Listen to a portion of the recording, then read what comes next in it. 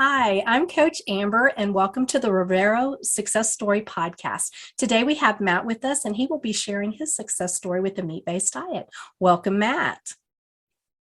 Thank you very much. It's great to be here. It's a great opportunity to share my story about my meat-based diet and my journey over the past few years. Well, I'm excited. Okay, Matt, let's get going. So the first question I want to know is, what was your life like prior to starting a meat-based diet? Were you having any issues? I guess for most of my life, I've been on a standard Australian diet, which is, I'd say, the same as the standard American diet. So I used to eat, breakfast cereals in the morning. I would have sandwiches for lunch. Dinner was standard, a little bit of meat and 2 or 3 veg. And I always finish off with a big plate of dessert, so the big plate of ice cream. So I found, looking back, I was very sugar dependent. I had severe addictions to sugar, which went for many, many years, and very carb dependent as well, with all the processed grains, breakfast cereals, breads, all of that sort of thing. It's very hard to break away from that if you're quite dependent or addicted. So that was my standard diet, very heavy in sugar. Later, it was very heavy in alcohol too, which converts to sugar in your body anyway. So it wasn't doing my body any favors. Later on, I actually moved to Vietnam. I was living there and working there for a few years. So my diet did change. I was still, I guess, carb dependent. I was eating a lot of rice, which used to put me straight to sleep after lunch. I'd nap for at least an hour. So my body used to shut down and go, look, I need to digest this. Rice is okay. It's a good filler, but really it's lacking in nutrients. On top of that, I was eating a little bit more fatty meat. So I was actually increasing muscle, even though I wasn't exercising. And I hadn't exercised since I was 20. I used to be in the Australian Taekwondo team. So I was doing elite exercise. And then when I went to university, I stopped. And, it's very hard to build muscle if you're not exercising. But I found with fatty meat, I started to build muscle when I wasn't working out, which was quite amazing. And apart from that, I increased my vegetable consumption. So it was more greens. Still having a lot of sugar, a lot of beer. Eating at the wrong times, eating quite late, still eating a lot of junk. And I started drinking a lot of Coke as well. So that was my go-to every day for lunch. Something in Coke, it's very addictive. Either it's a sugar or something else. So we're eating a lot of foods now contain a lot of chemicals, preservatives. And some of them, I think they're just highly addictive. It's very, very easy to go back to that taste or something that's in it to keep us hooked. After that, I'd say it was 6 years ago, I moved back to Australia, still having the standard Australian diet. So I was cooking for myself. I started to get into free diving. So that's breath hold diving.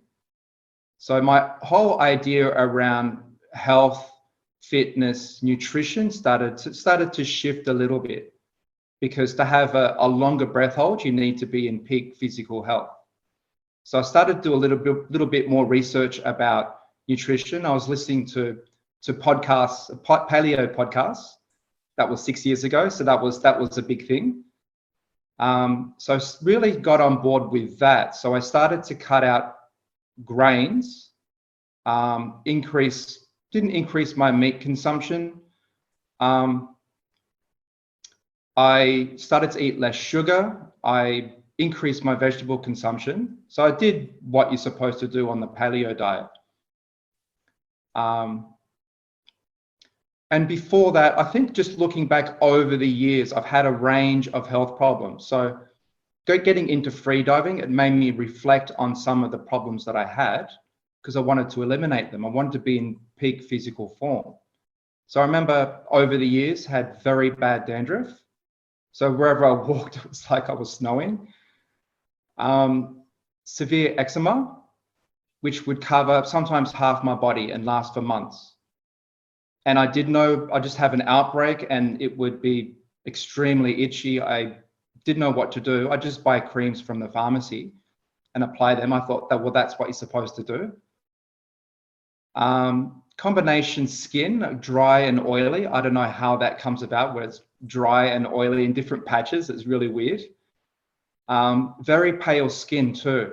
So I'd go out into the sun, Australian sun, and burn in 15, 20 minutes. So I thought that was just a part of life. People have pale skin and they burn. You need to apply, layers of sunscreen and wear long shirts. Also had very bad bloating and gas, and it was very uncomfortable, like most of the day. Brain fog, probably the sugar and the alcohol, but all of these things that I'm talking about, it's all, I think, linked very deeply to the food I was eating. And I had these bags under my eyes. I used to get enough sleep, 7-8 hours, but I had these permanent bags and they just didn't disappear. So again, all these things, I thought I just normalized them. I thought everyone has them, or a lot of people have them. And looking back, I'm just thinking I had very low grade inflammation. It's like, my guess is most of the population has that. I think I saw a statistic, 90% of the population is metabolically unhealthy. So a lot of people, if I'm talking about these issues, a lot of people would be nodding their heads like, yes, I've got that. Yeah, that sounds familiar. So yeah, I've reflected a lot on what I had. I changed my diet because of free diving. Got more into the paleo side of things. That was a few years ago. But I really started to change things around 8 months ago. Now I'm quite heavily involved in Ninja Warrior. I'm not professional. I don't want to be on TV. I do it for, just the fitness side of things. My strength has probably improved about 200%. That's just a rough guess, from when I was going to the gym. And I do a lot of bouldering as well, so indoor climbing. So because of these things, because I really work in my body hard, I need to maintain that muscle composition. I need to be lean, need that dense muscle, and I need to heal quickly if I have an injury. So because of that, I started to really look into animal-based nutrition, something that's maybe more bioavailable, definitely bioavailable, nutrient dense. So I've looked into the nutrient profile of meats, definitely organs like liver. And something like liver has 10 times the nutrition of, I'd say at least, of vegetables. So if you compare both vegetables, even the most nutrient dense vegetable like kale, but then that's full of anti-nutrients, you look at both, and even just a small slice of liver will cover your nutrition needs for most people for the whole day. That's just a small slice. It's just so nutrient dense.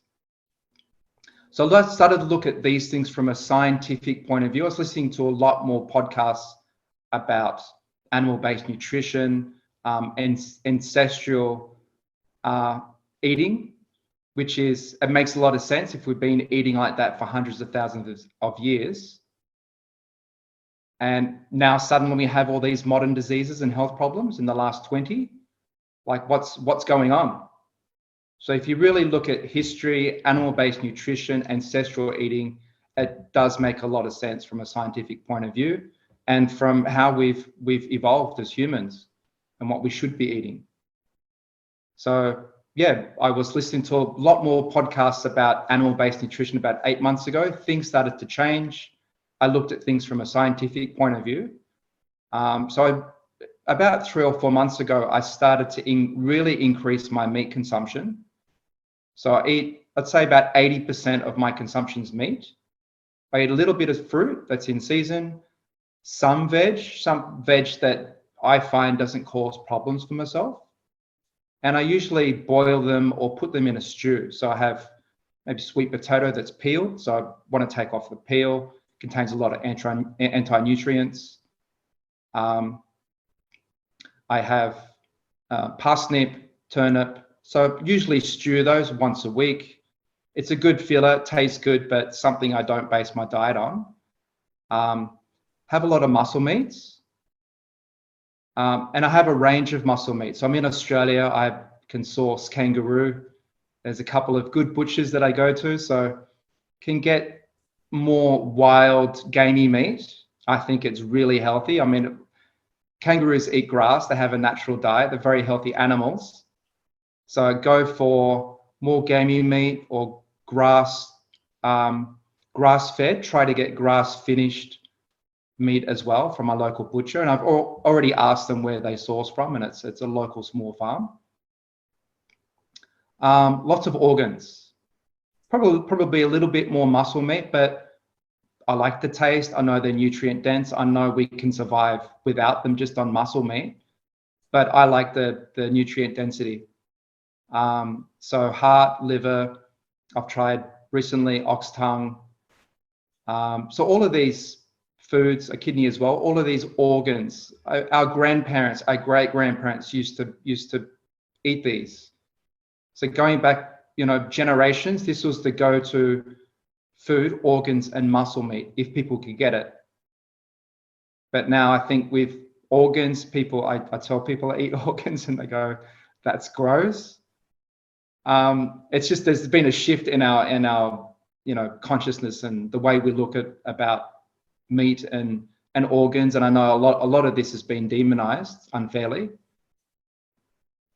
But I eat these now and I feel like I've always got energy, and before I didn't. I'd wake up in the morning before just with, eating sugar and having alcohol and eating a lot of grains, and I really couldn't get out of bed. I had no energy, and now it's boundless. And I think exercise does help with that, but definitely I need the fuel for what I do.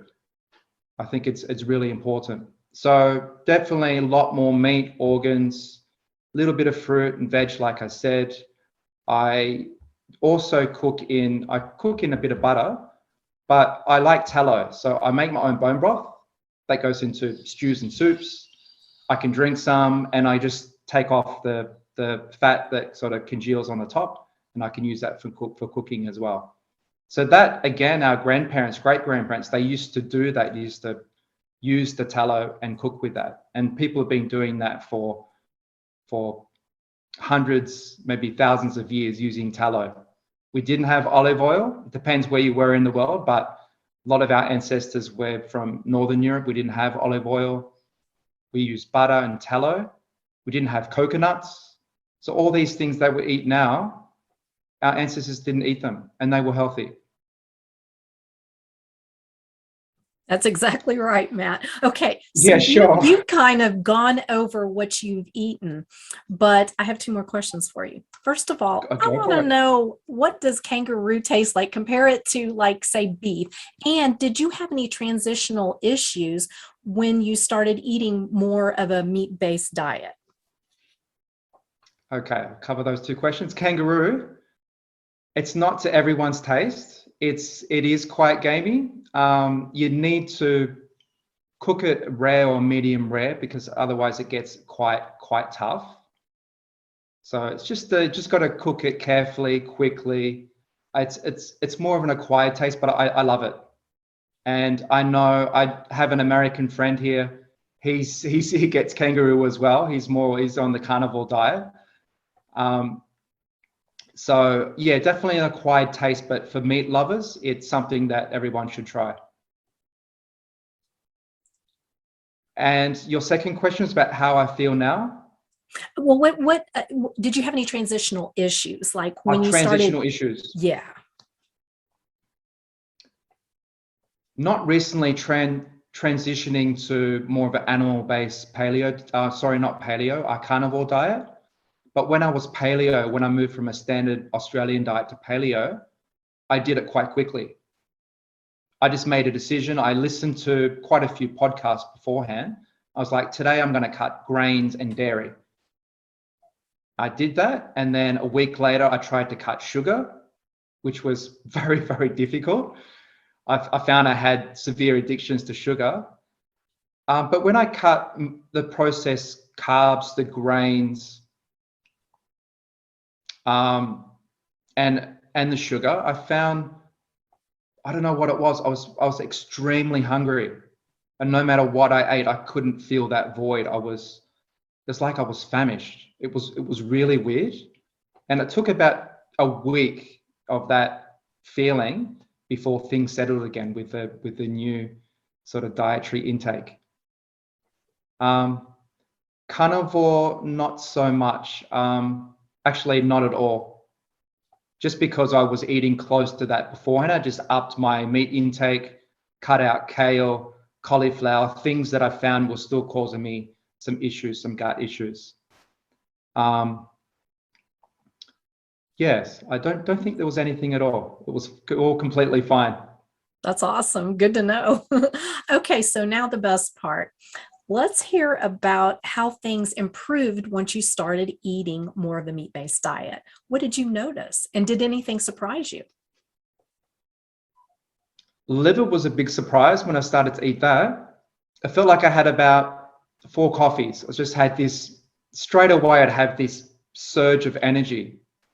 It was, I don't know what it is. It's probably because it's so nutrient dense. Great feeling. And at the moment, I'm eating just 2 meals a day. So I eat one in, say, mid-morning and one around 5 p.m. So 2 meals a day. I don't stuff myself. I eat until I'm full. And I don't feel hungry in between. I might grab a piece of fruit as a snack. That's about it. I can maintain my energy through the whole day. I can work out. I can come home, not feel like I need to snack. So that's all completely fine. So with those 2 meals a day, I'm also fasting for 17 hours a day. So it's around 7-8 hour eating window, and that's it. So through that time, I have high energy levels. They don't dip at all. I don't feel like I need to keep snacking. I used to eat a lot of dried fruit as well. I used to drink a lot more coffee, so I don't need to go to those sorts of sources. I don't have those so insulin spikes during the day like I used to. Those insulin spikes and dips. So eating carbs, I really noticed, yes, I've got some instant energy, and then I would crash and I'd go to a source of sugar or coffee again and then get back up. So I find with those 2 mainly meat-based meals a day, I just maintain that through the whole day, and then I can exercise. I can fast and exercise too, and there's no problems. And I eat, so 2 meals a day, 7 days a week, 14 meals. There's one day, usually try to pick one day where I fast for 24 hours. So really I'm eating 13 meals a week when most other people are eating 21, and then you got snacks on top of that. So my intake of food is less. I've got more energy. I've built up more muscle. I'm leaner. I got a visible 6-pack. I'm 44 with a 6-pack. I haven't had one since I was 18 doing Taekwondo. So I looked in the mirror the other day. I thought it might have been there. I just couldn't see it before. But yeah, just really, really toned up even more in the last 3 or 4 months, more than what I was when I was just eating more paleo. It's incredible, really. And I find I can tan in the sun. That's probably been the case for about 2 years. I go in the sun now, no sunscreen, an hour and a half tops. I can start to feel like, okay, I've got enough sun, and the sun in Western Australia is harsh too. So it can get up to 40, 45 degrees centigrade. I'm not sure what that is in Fahrenheit, but it's like being in the desert. It's a very, very dry heat. But an hour and a half in those conditions is no problem for me.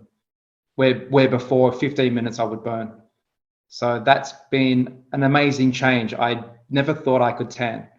So that was another thing I wanted to test on myself. I've heard about how you can strengthen skin with a change of diet and cutting out certain foods, because a sunburn basically means your skin is inflamed. Your body's inflamed, your skin's inflamed. It's your largest organ. So if your skin's inflamed, it's going to burn more easily. But if you're looking after yourself, your skin's healthy too.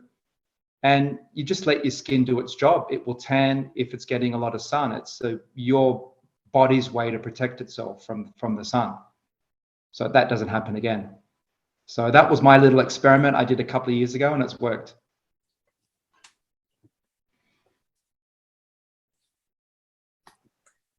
Okay. What about the other things you mentioned? I'm really curious. Well, I can see you no longer have bags, but talk about that a little bit. And what about the eczema and the dandruff? That all disappeared. I guess I went through was a very slow elimination diet, and then I actually didn't notice these things disappearing until I looked back and thought, I haven't had an eczema outbreak for a year. Like, what's happened? Used to be after eating, used to eat some junk, used to have like a couple of pizzas and drink beer and then have an outbreak. It used to be something like that. But then I cut all that sort of food, and then I just looked back and thought, that's been a while. I haven't had dandruff, looked in the mirror and thought, I don't have bags anymore. This is great. I feel great. I look much better. I look younger. I didn't think that's possible to actually look younger with the change of diet, but there you go. That's awesome. I love hearing that. Well, Matt, thank you so much for coming on and sharing your story and letting us know all the wonderful improvements you've made. Thank you very much. It's been a pleasure to talk to you, Amber. Absolutely. And you have a wonderful rest of your day. It's a little bit different than my time. It sure is, on the completely other side of the world. So it's a pleasure to be here today to talk to you and share my story. Absolutely. Bye, Matt. Thank you. Thank you. Bye now. Join Revero.health for a 30-day free trial to get access to live Q&A with VIP guests, social community meetings, member discounts, low-carb healthcare providers list, forum, workouts, monthly challenges, early access to podcasts, recipes, carnivore diet guide, fasting guide, shred guide, and much more.